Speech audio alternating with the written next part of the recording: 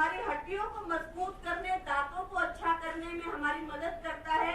साथ ही साथ और बहुत सारी चीजें हैं जहां पर कैल्शियम रिक्वायर्ड होता है। कैल्शियम एब्जॉर्ब कैसे होता है? जब हमारे शरीर में विटामिन डी होता है। मुझे आज भी याद है, मेरे एक ब्रदर है आईपीएम में वाइस प्रेसिडेंट है, बहुत अच्छा पैकेज है उनका। एक दिन मेरे घर पर आए और मेरे पास आके बहुत जोर से रोने लगे। तो मैंने उनसे कहा कि क्या हो गया? तो मुझसे कहते कि मेरे बेटे को रिकेट्स की प्रॉब्लम हो गई है।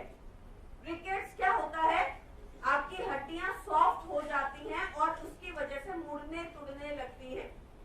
तो मुझसे कहते मेरे बेटे को रिकेट्स की प्रॉब्लम हो गई। मैंने कहा रिकेट्स की प्रॉब्लम उसको अचानक से कैसे हो गई? तो कहते क्योंकि प्रेगनेंसी के टाइम पर मेरी वाइफ के शरीर में विटामिन डी की कमी थी।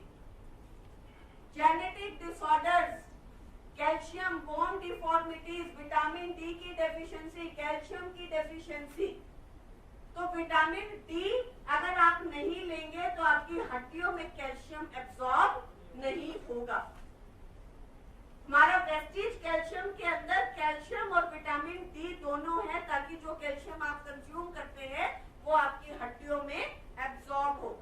आपकी हड्डियों को मजबूत करता है, डेंटल प्रॉब्लम को खत्म करता है, ऑस्टियोपोरोसिस जैसी कंडीशन को खत्म करने में आपकी मदद करता है। लेना कितना है? 4 capsules per day, 4 capsules per day आपको लेना है।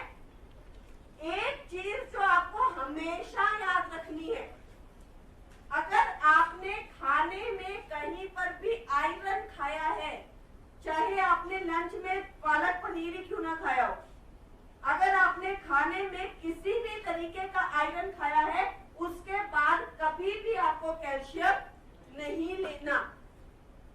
आपको जनरली डिस्ट्रीब्यूटर्स या जो भी लोग हैं वो जब भी बताते हैं कि खाने के बाद कैल्शियम, तो आप लोग क्या करते हैं, चाहे बेशक खाने में पालक पनीर खाया है या किसी भी तरीके का आयरन खाया, उसके बाद कैल्शियम खा लेते हैं। खाने में अगर आयरन खाओगे और बाद में कैल्शियम भी लोगे तो दोनों ही चीजें आपके शरीर में एब्सॉर्ब नहीं होंगी।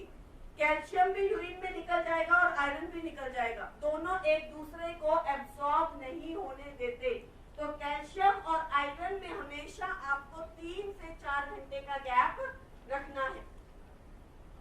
और अगर फिर भी आपके पास कोई आता है और आपको कहता है कि सर मैंने तो कैल्शियम और आयरन में 4 घंटे का गैप भी रखा लेकिन डाइजेस्ट नहीं हुआ, मेरे को बहुत अजीब सा फील हो रहा था, कॉन्स्टिपेशन हो गया, तो आपको एक दिन कैल्शियम देना है, एक दिन आयरन देना है, एक दिन कैल्शियम देना है, एक दिन आयरन देना है। इसका मतलब उनका शरीर सेंसिटिव है, कैल्शियम और आयरन को एक साथ एब्सॉर्ब नहीं करता। स्पारुलिना के साथ कभी भी कैल्शियम नहीं खाना है। स्पारुलिना आयरन रिच होता है, स्पारुलिना के साथ कभी भी कैल्शियम नहीं खाना है।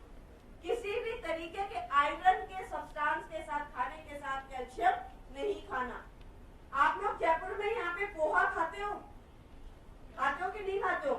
कुछ घरों में काफी लोग खाते हैं, और नहीं तो मैंने एक कॉमन चीज देखी है, यूपी के अंदर मैंने देखा है कि मोस्टली वो लोग पोहे को थोड़ा सा सॉटे कर लेते हैं, उसको हल्का सा पका लेते हैं और फिर उसके अंदर कुछ मूंगफलियां या काफी सारी चीजें डाल के एक मिक्सचर बना देते हैं और उसके साथ खाते हैं। किस चीज के साथ खाते हैं उसको? दोपहर में या शाम को चाय के साथ खाते हैं कि नहीं खाते?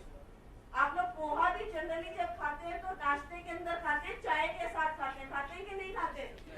Poha is the richest source of iron. पोहे के अंदर जितना आयरन आपको मिलता है और किसी चीज में नहीं मिलता है। पोहा कैसे बनता है? चावल के दानों को हम लोग लोहे की मशीनों के अंदर से निकालते हैं, लोहे की जो मशीनें होती हैं वो बीच में उसको दबाती हैं और आयरन उसके अंदर चला जाता है।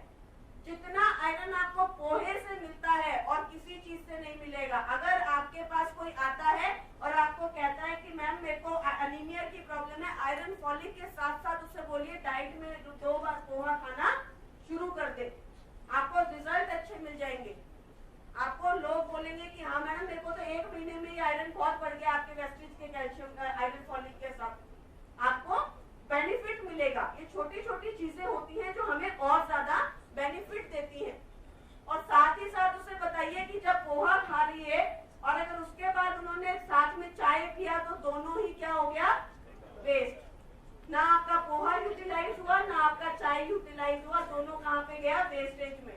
तभी तो आप लोग कितना भी अच्छा खाना खाएं, फायदा नहीं मिलता, यूटिलाइजेशन ही नहीं हो रहा शरीर के अंदर, बीमारी फिर दोबारा हो जाती है। तो इस तरीके से ये चीजें आपको ध्यान रखनी है। Americans spend millions of dollars on supplements each year. One of the most common and important, especially for women, is calcium. Ideally, it should be taken with magnesium, which is important for calcium absorption. But why is it so important, and what happens when you take it? First, it goes down the esophagus to your stomach where it dissolves. The nutrients then enter the small intestine. They are absorbed through the walls of the small intestine and enter the circulatory system. This system is made up of your heart, blood vessels, and blood. It is responsible for transporting oxygen and nutrients to all the cells of your body. This includes your bones. Although they are made up of minerals, including calcium, phosphorus, and sodium, they also contain blood vessels, nerves, the protein collagen, and living cells. Besides being a component of bones, calcium is also stored in them. It is released when needed for other vital functions, like regulating your blood pressure and heart rate. If your body needs more calcium than it is getting, it is broken down and sent back into your bloodstream. Over a long period, this can create holes in the bones, which weaken them. Calcium आप लोगों ने देखा कहाँ पे use हो रहा है? आपके ब्लड को आपके हृदय के अंदर पंपिंग एक्शन करने के अंदर क्या चाहिए होता है? कैल्शियम चाहिए होता है। ब्लड प्रेशर को कंट्रोल करने के लिए कैल्शियम चाहिए होता है। तो इसका मतलब अगर किसी को बीपी की प्रॉब्लम है तब भी आप क्या दे सकते हैं? कैल्शियम दे सकते हैं। लो हाई बीपी को कंट्रोल करने, दोनों ही, बेशक लो हो या हाई हो, बीपी आपका अगर बीपी कंट्रोल तब होगा जब कैल्शियम होगा, क्योंकि ब्लड अच्छे से पंप तब होगा जब कैल्शियम अच्छा होगा आपके शरीर में। अदरवाइज क्या होता है कि कैल्शियम आपका आपके हृदय को कैल्शियम जहां पर भी जरूरत होगी आपका हृदय कहां से निकालेगा? हड्डियों में से। इसलिए उसे कमी नहीं होती है, मैक्सिमम उसे कमी नहीं होगी, क्योंकि आपके शरीर में जहां पर भी कैल्शियम की जरूरत होगी आपका शरीर आपकी हड्डियों के अंदर से उसे निकाल लेगा। तो वहां पर उसे तो कमी नहीं होती है, लेकिन कमी कहां पर हो जाती है? आपकी हड्डियों के अंदर। इसीलिए हम लोग बोलते हैं कि कैल्शियम कंज्यूम कीजिए, रेगुलर कैल्शियम कंज्यूम कीजिए, क्योंकि एक चीज आपका हृदय 24 घंटे चल रहा है, वहां पर कैल्शियम का यूटिलाइजेशन हमेशा हो रहा होता है और आपकी हड्डियों में से हमेशा निकलता रहता है। तो आप कैल्शियम अपनी हड्डियों को मजबूत रखने के लिए लेते हैं और साथ ही साथ अपने हृदय के स्वास्थ्य को अच्छा करने के लिए भी जरूरी होता है।